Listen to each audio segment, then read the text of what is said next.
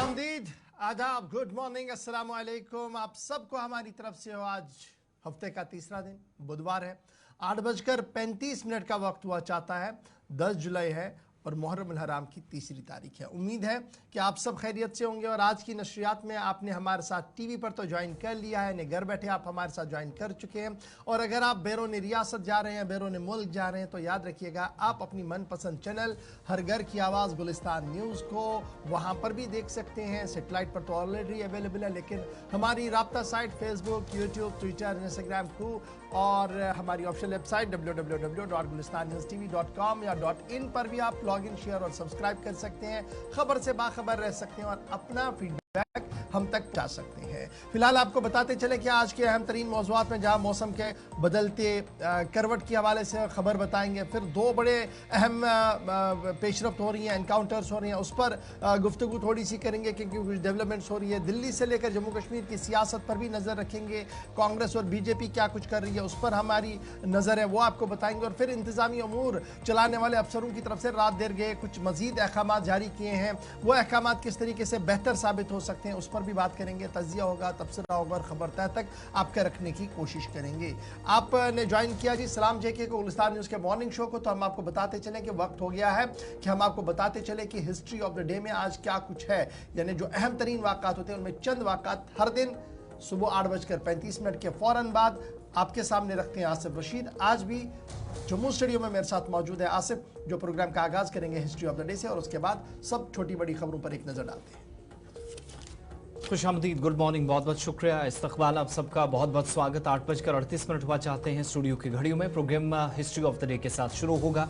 आज आप सब जानते हैं मुहर्रम की तीसरी तारीख है, साल 2024 और अंग्रेजी कैलेंडर के मुताबिक आज के दिन कौन से अहम तरीन वाक़यात हुए हैं, चंद एक हमारी फहरिस्त में आज शामिल हैं, वो आपके सामने रखेंगे हिंदुस्तान और आलमी तारीख में। तो हिस्ट्री ऑफ द डे में आज पता चलता है कि जुलाई की 10वीं तारीख है। आज ही का दिन था जब 1246 में नसीरुद्दीन मोहम्मद शाह दिल्ली में तख्त नशीन हुए, जिम्मेदारी संभाली, हुकूमत संभाली। 1246 10 जुलाई 1848 में न्यूयॉर्क और शिकागो के दरमियान पहला टेलीग्राफ लिंक आज के दिन खोला गया। 1910 में फौज के बहादुर कर्नल धर्मवीर सिंह की पैदाइश आज के दिन हुई, जिनने न सिर्फ जम्मू कश्मीर बल्कि नॉर्थ ईस्ट की रियासतों के अंदर भी बहुत सारे सरहदी इलाकों में कुछ बड़े ऑपरेशंस को अंजाम दिया है। 1910 में आज के दिन उनकी पैदाइश हुई। साल 1921 दिन आज का मशहूर नगमा निगार और शायद असद भोपाली की पैदाइश भी आज के दिन हुई। फिल्मी दुनिया से वाबस्ता या अदब से वाबस्ता शख्सियात आज के दिन उन्हें याद कर रही हैं। 1946 में हिंदुस्तान की आज़ादी से एक बरस कबल बादशाहत के खात्मे के बाद इटली एक जमहूरिया मुल्क बना। जमहूरी तर्ज अमल के तहत जिंदगी गुजारी जाए, निज़ाम में तब्दीली हो, शफाफियत हो, एहतिसाब को यकीनी बनाया जाए, इसके लिए पूरा सिस्टम तब्दील कर दिया गया, जहां बादशाहत का खात्मा आज के दिन किया गया। 1949 में आज ही के दिन सुनील गावस्कर की पैदाइश हुई। क्रिकेट की दुनिया से वाबस्ता लोग गावस्कर के नाम से बखूबी वाकिफ हैं। 1950 में आज का दिन था जब हिंदुस्तान की मशहूर क्लासिकी गुलकारा परवीन सुल्ताना की पैदाइश हुई और आज उनकी खिदमत को भी याद किया जा रहा। असद भोपाली ने जो काम किया उसी तरीके से अपनी फील्ड में गुलकारा परवीन सुल्ताना का नाम था।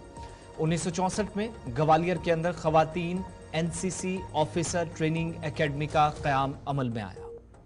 ये वो अकेडमी थी जहां पर आज के वक्त में भी हिंदुस्तान की मुख्तलिफ रियासतों और मरकज के ज़ेर इंतज़ाम इलाकों से जाकर बच्चे, बिलखुसूस खवातीन, आज के दिन तरबियत हासिल करती हैं। 2003 में आज ही के दिन नासा का मंगलयान, जो आज ही के दिन रुद्रो लॉन्च करने का फैसला 2003 में हुआ, जुलाई की 10 तारीख को। इसके एक बरस बाद 2004 में बिहार के साबिक वज़ीर आला अब्दुल गफूर की वफात हुई। आज उनकी बरसी है। उनकी सियासी खिदमात को आज याद किया जा रहा है। साल 1973 था, पाकिस्तान की कौमी असम्बली में बांग्लादेश को तस्लीम करने की करारदाद आज ही के दिन पास हुई। 1971 में दो मुल्क जब अलग हुए या एक हिस्सा तकसीम हुआ और सकूत ढाका का एक बड़ा इवेंट दुनिया के सामने था, उसकी तकरीबन 1.5 बरस बाद पाकिस्तान ने आज के दिन माना कि जो फैसला हुआ वो अब हुकूमती सतह पर तस्लीम किया जाए।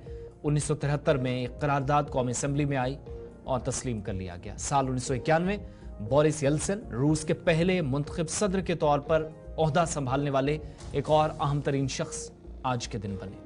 10 जुलाई 1991 को ये शख्सियत वो थी जिनने यूएसएसआर या फिर एक शख्सी राज या निज़ाम से बाहर निकलकर जमहूरी निज़ाम का जब क़याम अमल में लाया, तो उस वक्त आज ही के दिन बोरिस येल्सिन रूस के पहले सदर बने। उसके बाद व्लादिमीर पुतिन, जो आज आप देख रहे हैं, मुसलसल 20 साल से सदर हैं।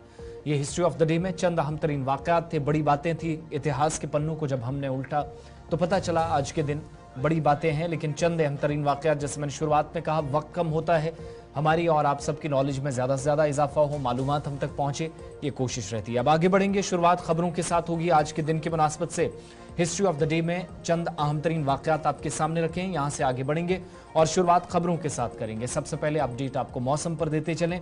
वादी कश्मीर यानी टनल के उस पार देखेंगे तो सख्त गर्मी की इतलात हैं। सुबह जम्मू के अंदर रात देर गए तक बारिशें हुई हैं और दर्जा हरारत मामूल से नीचे चला गया, यानी जो टेम्परेचर पिछले 1-2 दिनों से बढ़ रहा था, बीच में बारिशें पहले हफ्ते के आखिर में हुई थी और फिर से 7, 8, 9 को सख्त गर्मी देखी गई थी। जम्मू सूबे के अंदर रात देर गए तक बारिशें हुई और सुबह भी बहुत सारे इलाकों में बारिशों का असर देखने को मिला, जिसकी वजह से बहुत हद तक गर्मी में जो है वो गर्मी से राहत मिली है। लेकिन जहां तक वादी कश्मीर की बात है, कुछ एक इलाकों में बालाई हिस्से ज़रूर हल्की फुल्की बारिश का इम्कान जाहिर किया जा रहा था, मगर निचले इलाकों में किसी किस्म की कोई राहत नहीं है। अभी तक की मौसूला इतलात के मुताबिक आहिस्ता आहिस्ता ही सही श्रीनगर के अंदर भी टेम्परेचर जहां पर इजाफा हो रहा था, कम से कम दर्जा हरारत जो इस वक्त श्रीनगर के अंदर जो रहा है पिछले 24 घंटों में, वो 34.2 डिग्री सेल्सियस रहा। जम्मू सूबे के अंदर जहां पर 35.5 डिग्री सेल्सियस, तो जम्मू में ये 35 से एकदम गिरकर 30 से नीचे आ गया, क्योंकि बहुत सारे इलाकों में बारिशें हुई और अभी भी मुख्तलिफ इलाकों में बारिशें हो रही हैं। बनिहाल वो हिस्सा जो कश्मीर और जम्मू का एक तरह से बॉर्डर कह लीजिए, दोनों तरफ के मौसम को ये झेलता है। 33 डिग्री सेल्सियस रिकॉर्ड किया गया। बटोत, कटरा, भद्रवाह के इलाकों में ज्यादा से ज्यादा दर्जा हरारत 28.3 डिग्री सेल्सियस, 32.2 डिग्री सेल्सियस, जबकि 35.2 डिग्री सेल्सियस बिलतरतीब कटरा और भद्रवाह में भी बटोत और बनिहाल की तरह ही जो तापमान है वो 33 के आसपास, तो 33 और 35 के दरमियान बेशतर हिस्सों में आपको टेम्परेचर टच करता हुआ नजर आएगा। लेकिन अब आज दिन में शायद इसमें फर्क महसूस किया जाए। रात देर गए तक जो बारिशें जम्मू सूबे के अंदर, बिलखुसूस जम्मू और आसपास के हिस्सों में सबसे ज्यादा बारिशें हुई हैं। कश्मीर वादी के अंदर महकमा मौसमियात के मुताबिक आइंदा 48 घंटों में मौसम करवट ले सकता है। हल्की बारिशों का इम्कान है। 11 से 12 जुलाई के दरमियान कुछ एक इलाकों में गरज चमक के साथ बारिशों का इम्कान है, जिससे थोड़ा सा ये जो उम्मीद की जा रही है कि गर्मी श्रीनगर और आसपास के हिस्सों में इन दिनों काफ़ी ज़्यादा देखी जा रही है, उसमें थोड़ी सी राहत की खबर हो। 13 और 14 जुलाई को दोबारा जाकर मौसम तब्दील होगा। हल्की बारिश उससे पहले 11 और 12 जुलाई को यानी कल और परसों एक्सपेक्ट की जा रही है। तो अगर ऐसा होता है, वादी कश्मीर के बेशतर हिस्सों में जिनमें सयाहती मकामात शामिल हैं, अच्छी खासी तादाद में सयाह पहुंच रहे हैं, तो आइंदा 2 दिनों में मौसम तब्दील होने के बीच एक खुशगवार और ठंडा मौसम टनल के उस तरफ भी हो सकता है। तो ये तो थी बात जनाब मौसम के मिजाज की। और जम्मू के अंदर जो इतलात आ रही है वो तकरीबन 11 साढ़े 11 बजे के बाद मतलब बिल्कुल साफ रहेगा। बूंदाबांदी का ये जो सिलसिला और तेज़ हवाओं का जो सिलसिला रात देर गए चला था, वो फिर से थम जाएगा और देखना होगा कि फिर दर्जा हरारत किसकी ओर चला जाता है। फिलहाल सूरत हाल जम्मू कश्मीर की ये बनी हुई है, जो मौसम का मिजाज हमने आपके सामने रख दिया। इस बीच श्रीनगर जम्मू कौमी शाहराह पर गाड़ियों की आमदरफ्त लगातार जारी है और फिर मुगल रोड पर भी फिलहाल ग्रीन बटन दबा हुआ है, इस तरीके की इतलात हमारे पास है। मुगल रोड अभी बंद है 11 बजे तक फिलहाल। अच्छा, 11 बजे तक उसको बंद रखने की बात कही है। फिलहाल बढ़ते हैं जी आगे, जरा बात अब एनकाउंटर्स की करते हैं और सबसे पहले आपको लिए चलते हैं डोडा, क्योंकि डोडा की खबर इसलिए अहम है कि 24 घंटों के दौरान डोडा के अंदर पहले कठुआ के अंदर एनकाउंटर एक चल रहा था जिस पर सर्च और दीगर चीजें चल रही थी, टॉप ऑफिशियल्स की मीटिंग हो रही थी। उस बीच डोडा के जंगलात में ताजा झड़प रात देर गई हुई और आज उस झड़प का दूसरा दिन है। इस बीच आज सुबह एक बार फिर सर्च ऑपरेशन जो है वहां पर शुरू कर दिया गया है। कल आपको याद होगा कि गश्ती पार्टी जो फौज की थी उस पर फायरिंग की गई थी, लेकिन उस के नतीजे में किसी के जानी नुकसान की कोई इतला नहीं है फौज के हवाले से।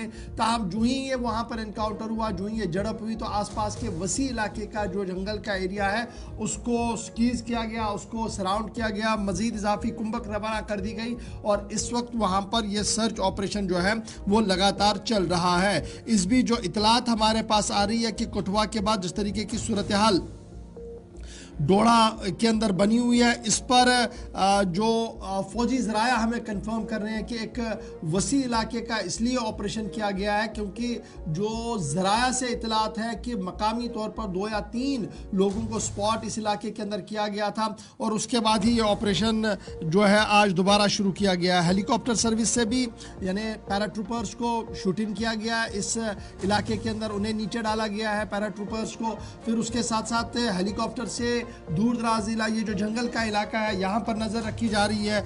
आगे एसएवीज जो है यूएवीज जो हैं जो सर्वेलेंस के लिए इस्तेमाल की जाती है उसका इस्तेमाल किया गया है और ख़ुसूसी जो दस्ता स्नैपर डॉग्स का है जो सूंघ कर पता लगाते हैं कि हथियार या मिलिटेंट कहाँ पर है, उनको भी इस जंगल के एरिया में लगा दिया गया और इस वक्त वसी इलाके का ऑपरेशन जारी है। इस बीच additional director general police law and order Jammu सूबा कश्मीर सूबा मुतहरिक है और खुद डायरेक्टर जनरल पुलिस दोनों ऑपरेशंस को कठुआ और डोडा के ऑपरेशन को देख रहा है। याद रखिएगा कि अगर आप डोडा के अंदर देखेंगे तो ये इंसिडेंट जो है वो बैक टू बैक आपको नजर आएंगे और डोडा डिस्ट्रिक्ट के अंदर 12 जून को भी एक इंसिडेंट हुआ था जिसमें 3 फॉरेन मिलिटेंट्स मारे गए थे। पूरी 2 दिन में झड़प हुई थी, गंडो इलाका था। उसके बाद 26 जून को 5 आर्मी के जवान और स्पेशल ऑपरेशन ग्रुप का जवान एक जख्मी हुआ था। छतरगाला जो 12 क्या छतरगाला का एरिया है जहां पर ये ऑपरेशन हुआ था और ये तीसरा ऑपरेशन माना जा रहा है जो हुआ है इस सेक्टर के अंदर और यही वजह है कि एडिशनल ट्रूप्स को भी भेज दिया गया है और सिक्योरिटी दस्ता भी काफ़ी ज़्यादा अलर्ट कर दिया गया है। दिल्ली के अंदर भी मीटिंग हुई है, उस पर थोड़ी देर में हम जरूर आएंगे, लेकिन विकास इस वक्त डोडा से हमारे साथ ज्वाइन कर चुके हैं। विकास, कल सबसे पहले हमने इस खबर को ब्रेक किया था कि डोडा के अंदर झड़प शुरू हुई और उसके फौरन बाद जो सिक्योरिटी जराया है वो मुतहरिक हुए और उन्होंने इस बात की तस्दीक भी की और फिर रात देर गए तक हमने देखा कि सर्वेलेंस बढ़ा दी गई जंगल के अंदर। मौसम का मिजाज थोड़ा सा बदला हुआ जरूर था लेकिन उसके बावजूद भी कोई भी कसर नहीं छोड़ी गई इस पूरे इलाके को गियर अप लेने में। आज सुबह सुबह क्या कुछ ताज़ा तरीन डिटेल्स आपके पास है? जी, कल 5:15 पर जो है सुरक्षा बलों और आतंकियों के बीच में ये मुठभेड़ शुरू होती है और 15 मिनट की फायरिंग जो है आपसी मुठभेड़ में चलती है और उसके बाद आतंकी जो है वहां से फरार हो जाते हैं जंगल की ओर। लेकिन उसके बाद हाई लेवल पर सिक्योरिटी और ज्यादा बढ़ाई गई थी उस एरिया में, चाहे फिर गादी गाड़ान का एरिया हो या फिर सजान लाल द्रमन जो टूरिस्ट प्लेस है या फिर कोटी का जो गाँव है उस एरिया से, क्योंकि कुछ लोगों का ये मानना है कि वहां पर बहुत सारे लोग जो है इस तरह से आतंकियों को पनाह भी दे रहे हैं और साथ में जिस तरह से सिक्योरिटी बढ़ाई गई थी रात के 2-3 बजे तक ड्रोन से देखा जा रहा था, क्योंकि बताया जा रहा है कि इसमें 3 से ज्यादा आतंकी शामिल हो सकते हैं। अच्छा, ये बताइएगा कि क्या मकामी तौर पर जो लोकल्स वहाँ पर है उन्होंने आपको कोई इनपुट दिया सिक्योरिटी एजेंसीज को कि ये कौन लोग हो सकते हैं, इनके पास हथियार किस तरीके का है, या किसी ने इनको ट्रेस आउट किया था इस इलाके के अंदर? देखिए, फिलहाल इस तरह की कोई कंफर्मेशन जो है ऑफिशियली नहीं दी गई है, लेकिन लोकल अफवाहें ज्यादा फैलती है तो ऐसे में लोकल लोगों पर भरोसा भी नहीं किया जा सकता, क्योंकि देखिए आतंकियों को यहाँ से वहां पहुंचाने में कहीं ना कहीं यहाँ के लोगों का भी साथ है और गाड़ियों का इस्तेमाल किया जा रहा है, क्योंकि जिस गाँव की बात की जा रही है वहां पर भी 2 दिन से लगातार सर्च ऑपरेशन जारी था। तो ऐसे में जहां पर मुठभेड़ हुई है ये एरिया जो है देसा गादी और सजान के बिल्कुल टॉप पे जो टूरिस्ट जगह है लाल द्रमर, बिल्कुल उसी के साथ में ये झड़प वहां पर देखने को मिली और रात के 11-12 बजे फिर से 15 से 20 फायर तो है दोबारा से खुले थे वहां पर, लेकिन रात के समय इसलिए मुठभेड़ दोबारा से नहीं शुरू हुई। हो सकता है आज के दिन फिर से दोपहर को मुठभेड़ होगी और उन आतंकियों को मार गिराया जाएगा। विकास, 12 से 26 जून के दरमियान 2 बैक टू बैक हमले हुए, फिर ऑपरेशन हुआ, 3 मिलिटेंट जवाबी कार्रवाई में मारे गए। कोई उसके आसपास का एरिया है या दाएं बाएं है, बाउंड्रीज किस तरफ इस एरिया की लगती हैं जहां पर मूवमेंट देखी गई थी? ये बिल्कुल अलग बाउंड्री है, पहला छतरगला वाला एरिया फिर गंधो एरिया, अब जो है ये बाउंड्री जो है बिल्कुल अनंतनाग डिस्ट्रिक्ट के साथ लगती हुई है, क्योंकि देखिए ये एरिया देसा अनंतनाग जो है बिल्कुल पास वाला एरिया है या फिर किश्तवाड़ वाला एरिया, क्योंकि ये बाउंड्री जो है ऊपरली हिस्सों के तरफ है। अच्छा, ये भी जरा हमें बताइएगा विकास, जिस तरीके से अब खबर आ रही है कि इस एनकाउंटर के फौरन बाद जो लोकल लोग हैं वहां पर वो लगातार ये बता रहे हैं कि वीडीजीज के गार्ड को बढ़ाया जाए, फिर एसपीओज की भी भर्ती हो ताकि ज्यादा से ज्यादा यहाँ पर निगरानी हो। फिर ये भी माना जा रहा है कि जो मोबाइल इंटरनेट कनेक्टिविटी है वो भी एक बड़ी प्रॉब्लम है इस पूरे इलाके के अंदर। रोड नेटवर्क का बहुत बड़ा इशू है जिसकी वजह से सिक्योरिटी एजेंसीज को भी मुश्किलात का सामना करना पड़ रहा है। जी हाँ, लोकल डरे हुए हैं क्योंकि ये चौथा इनकाउंटर डोडा के अंदर एक महीने के अंदर है और ऐसे में लोग जो है इस तरह की डिमांड कर रहे हैं कि कम से कम वीडीजी बढ़ाई जाए और अलग अलग गांव में जो है इस तरह से लोगों की मेंबरशिप को रखा जाए। लेकिन ऐसे में बहुत सारे लोग जो है फौज का बिल्कुल साथ दे रहे हैं और कुछ लोग जो है इसमें जो पनाह दे रहे हैं, तो कहीं ना कहीं पुलिस भी उनके ऊपर बड़ी कार्रवाई कर रही है, चाहे फिर वो गंदों का एरिया हो। अब जो एरिया है यानी कोटी या गादी गदान का, उस एरिया में भी बताया जा रहा है कि कुछ लोगों ने इनको पनाह दी थी और जो इनपुट पुलिस को मिले थे उसके बाद इस एरिया में सर्च ऑपरेशन जारी किया था। एक चीज और भी बताइएगा, कुछ लोगों से पूछताछ हुई पिछले दिनों जो 12 से 26 के दरमियान ऑपरेशंस हुए, आज इस तरह की कोई इतलात हैं? लोकल सपोर्ट हो या ना हो वो दूसरी बात है, लेकिन पूछताछ के लिए आमतौर पर लोकल से सबसे ज्यादा मदद ली जाती रही है जहां पर एक्सेस बिल्कुल भी सिक्योरिटी फोर्सेस का नहीं है। तो इन इलाकों से क्या डिटेल्स हैं, क्योंकि रात देर गए भी कुछ तस्वीरें आपके जरिए हम तक पहुंची जहां पर ड्रोन्स के जरिए मूवमेंट को अलग अलग जगहों पर ट्रेस करने की कोशिशें हो रही थी। जी हाँ, लगातार बड़े पैमाने पर उस एरिया में सर्च ऑपरेशन जारी था और फौज को और ज्यादा बढ़ाया गया था क्योंकि शाहजहां लाल ब्रह्मन क्योंकि जंगली एरिया है यानी बारिश का बहुत बड़ा एरिया है, तो हो सकता था कि अंतवादी कहीं किसी दूसरी साइड ना निकल जाए। ऐसे में कोई रिस्क नहीं लेना चाहती थी यहाँ की फौज और चारों तरफ से घेर के रखा हुआ इस एरिया में। तो आज दिन में पूरी अपडेट जो है सामने आ जाएगी और श्रीधर पाटिल जो डीआईजी डिस्ट्रिक्ट डोडा रामबन किश्तवाड़ के हैं वो भी रात के 9 बजे वहां पर पहुंच गए थे और इस ऑपरेशन का हिस्सा बने हुए थे। बहुत बहुत शुक्रिया विकास तफसीलात फराहम करने के लिए। ये जो सारी सूरत हाल है, डोडा के अंदर इस वक्त भी सर्च ऑपरेशन चल रहा है, दूसरा दिन है। इधर मौजूदा सलामती सूरत हाल को डिस्कस करने के लिए दिल्ली के अंदर भी एक बैठक हुई है। इस मीटिंग में भी मरकजी वज़ीर दिफा के अलावा फौजी सरबरा, चीफ ऑफ डिफेंस स्टाफ के अलावा जो दिफाई सेक्रेटरी है वो इस मीटिंग में मौजूद रहे और तकरीबन 2.5 घंटों तक ये मीटिंग कल चली है। और फौजी सरबराह जनरल उपेंद्र द्विवेदी ने नायब सदर के साथ मुलाकात करने के अलावा उसके बाद वज़ीर दिफा से मुलाकात की, सीडीएस से मुलाकात की।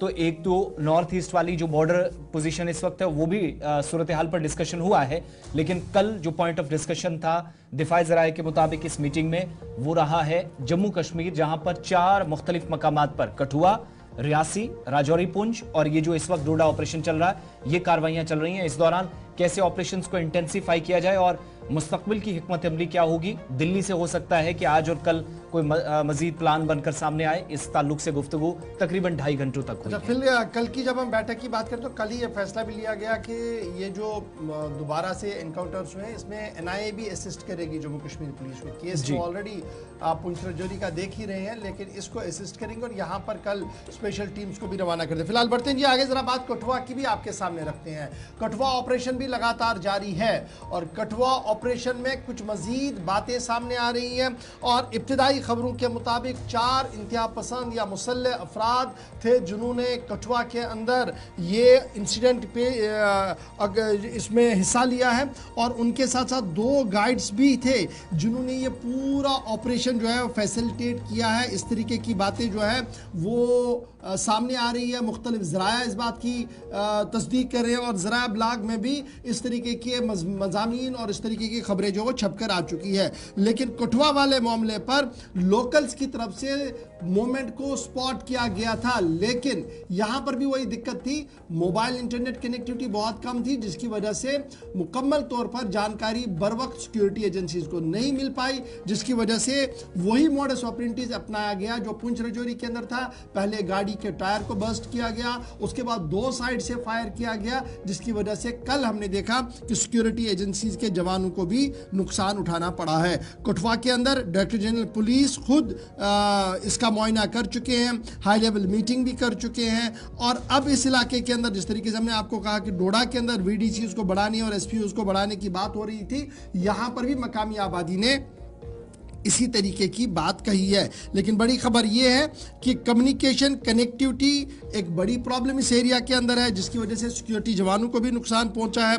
और लेजॉन किस तरीके से किया जाए ग्राउंड से आर्मी तक, उसमें बड़ी परेशानियां आ रही है। और फिर सड़क एक बड़ा इशू है जिसकी वजह से ये मामला पेश आया। और इसी तरीके का जब आप देखेंगे पुंछ राजौरी के अंदर जो आर्मी कॉन्वॉय और IAF पर हमले हुए थे, तो वहाँ पर भी लगभग इसी पैटर्न को अडॉप्ट किया गया है। और यही वजह कि सिक्योरिटी एजेंसीज का मानना है कि ये जो ग्रुप है ये हाईली इक्विप्ड है, हाईली ट्रेन है और इन्हें पता है कि किस तरीके से क्या कुछ करना है। और इसको अब ट्रैक डाउन और ट्रेस आउट करने के लिए SI, NIA, Jammu Kashmir police और आर्मी मुश्तरका तौर पर कार्रवाई भी कर रही है। तो कठुआ के अंदर भी फिलहाल सूरत हाल क्या कुछ है वो हमने आपके सामने रख दी, लेकिन अपने नुमाइंदे के पास चलेंगे। राजीव मेहता हमारे साथ ज्वाइन कर चुके हैं। राजीव, जरा अपडेट करें, आज भी ऑपरेशन जारी है और सिक्योरिटी एजेंसीज का एक बड़ा जमाव वहां पर है। डायरेक्टर जनरल पुलिस खुद फिजाई मुआयना कर चुके हैं इलाके का। अब तक क्या कुछ डिटेल सामने आई है? और ये खबर आ रही थी कि दर्जनों अफराद से पूछताछ का अमल भी शुरू किया गया है। राजीव, बिल्कुल गौहर, मैं बताऊं कि इस इलाके में 40 घंटे से अधिक का समय हो गया है इस आतंकी वारदात को हुए। परसों जो दोपहर को 3:30 बजे हुआ था, उसके बाद से ही लगातार सुरक्षा बलों के लिए एक चुनौती बन गई है कि आखिर आतंकी निशाना बनाने के बाद कहाँ छुपके हैं और कहाँ पर होंगे, क्योंकि अभी तक उनका सुराग नहीं मिला है। तलाशी परसों से ही लगातार इस इलाके में बड़े पैमाने पर चल रही है। बड़ा इलाका उन्होंने घेर कर रखा हुआ है और इसके बाद स्थानीय जो शमूलियत है, मददगार हैं, जो उनके लोकल गाइड हैं, उनकी बात भी सामने एजेंसियों ने रखी है। और इससे पता चलता है, क्योंकि जिस समय और जिस जगह पर ये वारदात को अंजाम दिया इन मिलिटेंट्स ने, वो जगह बगैर लोकल मदद के वहाँ पर हमला होना नामुमकिन सा है, क्योंकि सीधी सड़क है वहां से और दूर से जब गाड़ी आती है तो वह छुपकर बैठे हुए थे पहाड़ी से, जहां से नजर नहीं पड़ती। लेकिन लोकल गाइड होने की वजह से उन्होंने पूरा उनको रैकी करके इस जगह की थी, जिसके कारण उन्होंने सटीक निशाना लगाते हुए सेना की गाड़ी को निशाना बनाया और 5 जवानों को शहीद कर दिया और 5 अन्य जो है जख्मी हुए। अब NIA ने भी मोर्चा संभाल लिया है। कल NIA की देर शाम को टीम वहां पर पहुंच गई और वहां पर जो जितने भी साक्ष्य या सबूत होते हैं उनको इकट्ठा कर रही है, क्योंकि जांच को तेज करना है। इन लोकल मिलिटेंट्स जो लोकल मददगार है उनकी पहचान करनी है। तो कुछ लोगों को राउंड अप भी किया है पुलिस ने। ये जराये के हवाले से खबर आ रही है, लेकिन अभी इसकी पुष्टि, क्योंकि इस तरह के सेंसिटिव मामले में जो सुरक्षा एजेंसियां हैं पुष्टि नहीं करती हैं, लेकिन सूत्र जो है हमारे वहाँ पे पुलिस के अंदर, वो बताते हैं कि कुछ लोगों को जरूर पूछताछ के लिए बुलाया है। और अभी तक जो इस इलाके में है सर्च अभियान अभी भी जारी है। कल पूरा दिन हेलीकॉप्टर और ड्रोन से यहाँ पे जंगलों को खंगाला गया और DGP RR स्वैन जो है वो खुद वहाँ पर मौके पर गए और जम्मू कश्मीर पुलिस के जितने भी सेना के जितने भी अधिकारी हैं उनके साथ एक समीक्षा बैठक की और किस तरह इस हमलों को रोकना है और किस तरह इन आतंकियों को न्यूट्रलाइज करना है, वो पूरी रणनीति पर भी विचार विमर्श। रंजीव, एक चीज और भी बताइएगा, क्या ये मुमकिन है इस इलाके के अंदर जहां पर एक्सेस बिल्कुल भी नहीं है या कम है, नेटवर्क नहीं है, सड़क राब्ता सही नहीं है, फिर भी कहा जा रहा कि लोगों की तरफ से मूवमेंट स्पॉट की गई थी, इस तरह की पहले इतलात थी इस इलाके के अंदर, और फिर जहां पर आर्मी की मूवमेंट हो वहां पर और भी मामला सेंसिटिव हो जाता है। इज इट पॉसिबल कि इस एरिया के अंदर लोकल सपोर्ट इस हिसाब से मिले, और वो भी एक जंगली इलाके के अंदर जहां पर आगे कुआं पीछे खाई जैसा मामला हो, शायद उस शख्स के लिए भी अगर कोई मदद करने के लिए आता भी है इस मुश्किल तरीन और पहाड़ी इलाके के अंदर? बिल्कुल, कम्युनिकेशन की बात करूं तो फोन क्या नेटवर्क की प्रॉब्लम तो है, जहां पे इंटरनेट थोड़ा कम चलता है, लेकिन कॉल कनेक्टिविटी सही है, जिसके कारण बंदा कॉल से एक व्यक्ति दूसरे से कनेक्ट जरूर है। क्योंकि पहाड़ी इलाके की बात करूं, पूरे पीर पंचाल या चनाब रीजन की बात करूं तो यहाँ पर लोगों को हमने वैसे देखा है कि बाकी मैदानी इलाकों के मुकाबले में ज़्यादा नेट पर सर्च करते हैं और ज़्यादा सोशल साइटों पर एक्टिव रहते हैं। ज़्यादा जो स्थानीय पेज और स्थानीय लेवल पर जो न्यूज़ नेटवर्क है वो इन इलाकों में भी काफ़ी ज़्यादा है। तो लगता है कि कनेक्टिविटी की इतनी बड़ी प्रॉब्लम नहीं है, लेकिन अगर किसी ने सूचना देनी है तो वो कोई ना कोई जरिया जरूर निकालेगा। अगर समय रहते सूचना होती तो पुलिस और जितनी भी सेना है उस इलाके में जरूर कार्रवाई करती, लेकिन कनेक्टिविटी इंटरनेट के लिहाज से थोड़ी कम हो सकती है। लेकिन बड़ा मसला है। बहुत बहुत शुक्रिया रंजीव हमारे साथ कठुआ से रहने के लिए। दो बड़े ऑपरेशंस, और ये बाउंड्री एक तरह से कनेक्ट कर रही है, एक साइड भी दूसरी साइड भी, यानी कठुआ के अंदर चल रहा है और यहाँ से आगे जाएंगे आप तो बनी वाली साइड जाएंगे, बिलावर वाला साइड एक साइड आता है, फिर बसंतगढ़ भी कोई ज्यादा दूर नहीं है। तो हालिया दिनों में शायद इन्फिल्ट्रेशन भी हुई हो, इस तरफ भी इशारा सिक्योरिटी एजेंसीज कर रही हैं। ये सारी सूरत हाल है दिल्ली के अंदर, इस ताल्लुक से डिस्कशन भी चल रहा है। वक्त एक छोटे से ब्रेक का, 9 बज रहे हैं, ब्रेक के उस पार वापस आएंगे तो आपको बताएंगे कि जम्मू कश्मीर इंतजामिया की जानिब से पंचायतों को लेकर बड़ा फैसला लिया गया है और अब ये देखना बाकी है कि असेंबली इंतखाबात के साथ साथ पंचायतों और अर्बन लोकल बॉडीज के इंतखाबात पर जो नजरें हैं, क्या मुमकिन है कि वो 3 से 4 महीनों के दौरान एक साथ इंतखाबात कराने की जो बातें हो रही थी वो पॉसिबल है या नहीं, और इस फैसले से क्या साबित होता है, नंबर 1। नंबर 2, सालाना अमरनाथ यात्रा के बीच आज जम्मू कश्मीर के एतबार से काफी अहम दिन, क्योंकि दारुल हुकूमत दिल्ली से जम्मू कश्मीर तक हलचल आज सियासी एतबार से काफी अहम है। इस ताल्लुक से गुफ्तगू होगी, ब्रेक के उस पार हमारे साथ रहिएगा।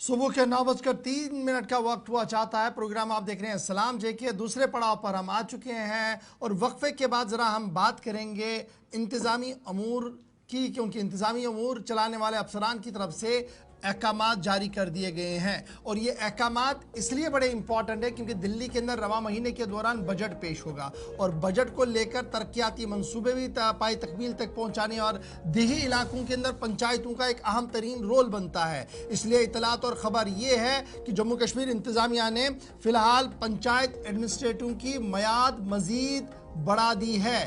जम्मू कश्मीर इंतज़ामिया की तरफ से यह फैसला लिया गया कि जब तक पंचायतों के मुकम्मल तौर पर इंतखाबात नहीं होंगे तब तक पंचायत एडमिनिस्ट्रेटर्स की मियाद जो है वो बढ़ा दी गई है और ये साफ कर दिया गया कि ये मियाद जो है वो फिलहाल 3 महीने के लिए बढ़ा दी गई है। 3 महीने तक के लिए पंचायत एडमिनिस्ट्रेटर्स की मियाद बढ़ा दी गई है और सरकार की तरफ से ब्लॉक डेवलपमेंट ऑफिसर जो मुख्तलिफ पंचायतों के अंदर हैं उन्हें एडमिनिस्ट्रेटर के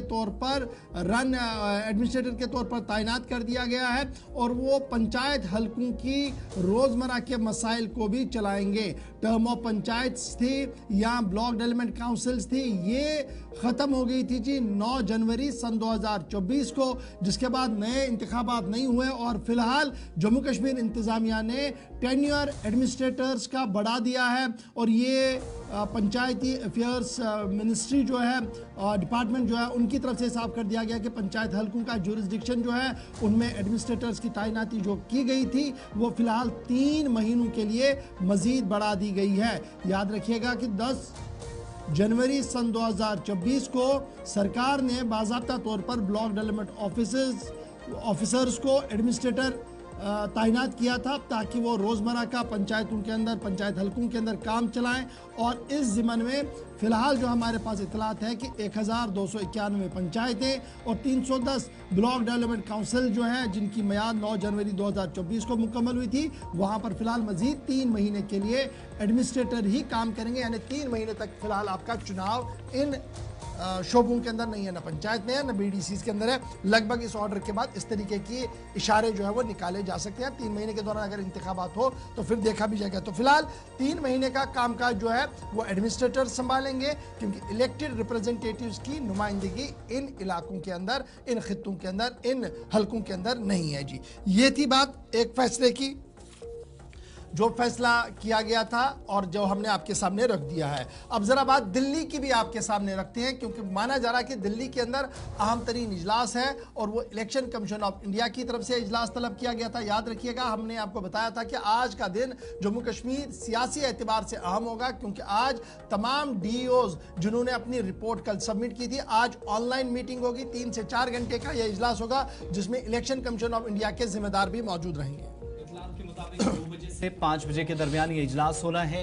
जिले इंतखाबी अफसरान जो जम्मू कश्मीर के 20 अजला के डिस्ट्रिक्ट इलेक्शन ऑफिसर्स हैं उनकी जानिब से बाज़ाब्ता पहले तो 9 तारीख की शाम को यानी कल शाम तक स्टेटस रिपोर्ट उनसे मांगी गई थी और आज जम्मू कश्मीर के अंदर क्या असेंबली इंतखाबात के लिए राह हमवार है या नहीं, इस पर बाकायदा तौर पर एक प्लानिंग तरतीब दी जाएगी, तबादला ख्याल होगा और डिस्ट्रिक्ट लेवल पर जो भी इलेक्शन कमीशन ऑफ इंडिया की गाइडलाइंस या रहनुमा खतूत के मुताबिक काम हुआ है उस पर कितना काम यूनियन टेरिटरी के 20 अजला में हुआ है, तफसीली तबादला ख्याल किया जाएगा। इतलात के मुताबिक एक तो ये कि जो मुख्तलिफ सियासी जमातों की जानिब से सीईओज के सामने नोटिफिकेशन के मुताबिक जो मामला डिस्कस किए गए हैं उस पर बातचीत होगी।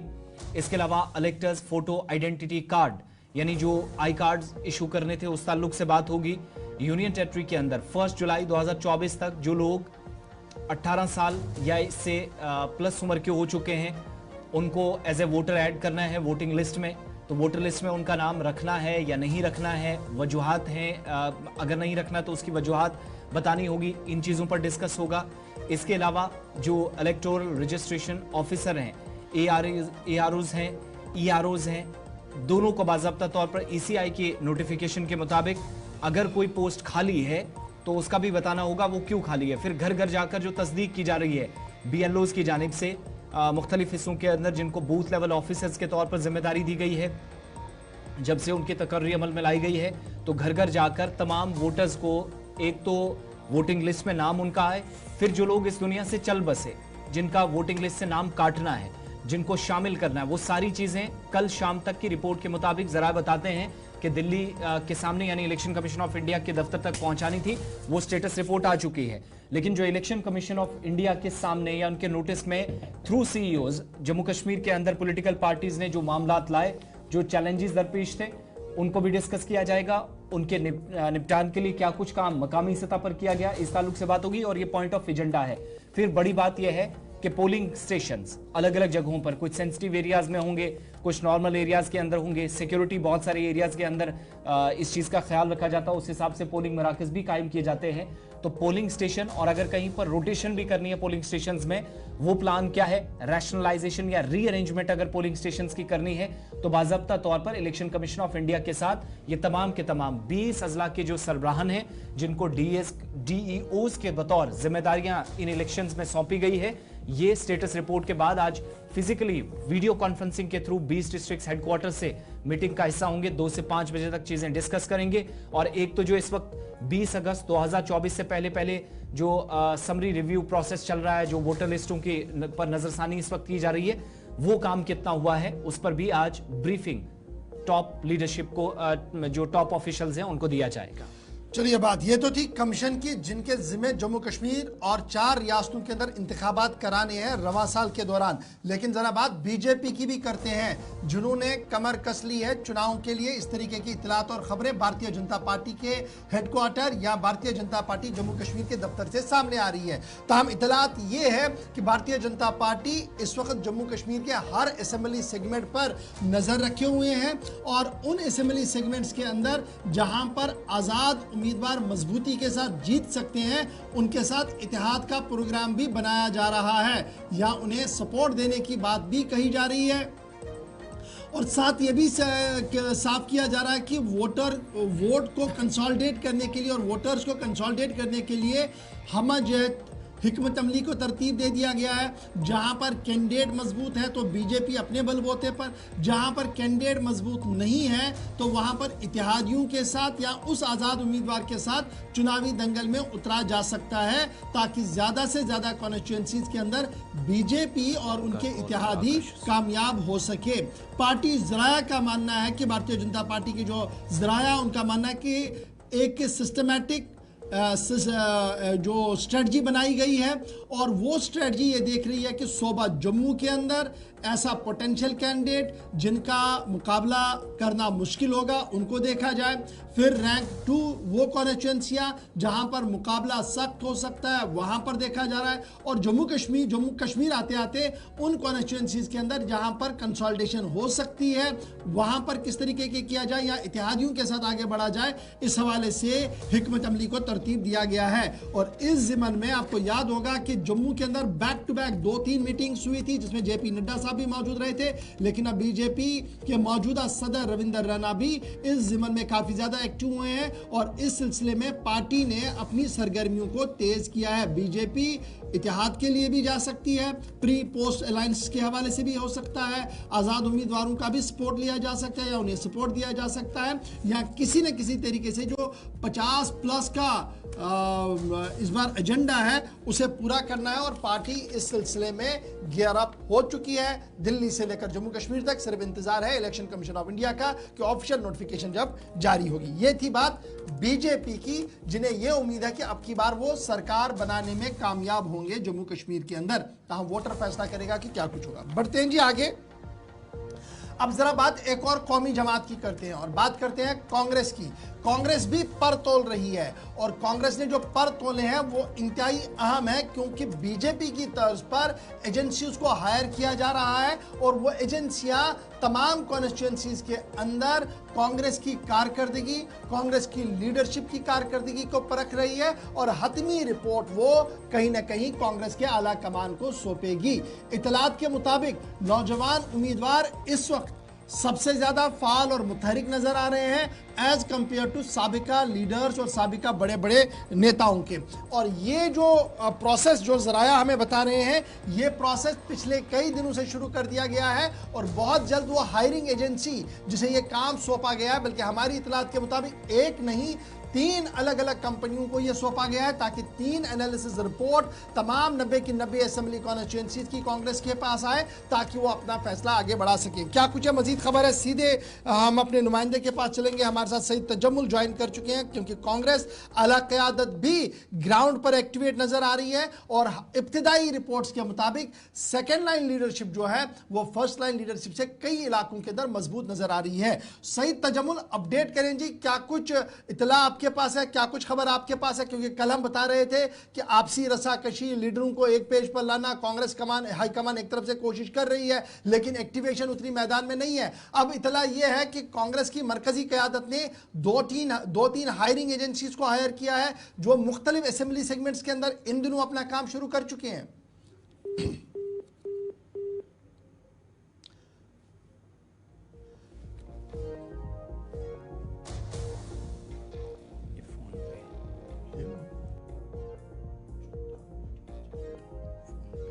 सईद तजम्मुल हमारे साथ। तजम्मुल, क्या आप तक आवाज आ रही है?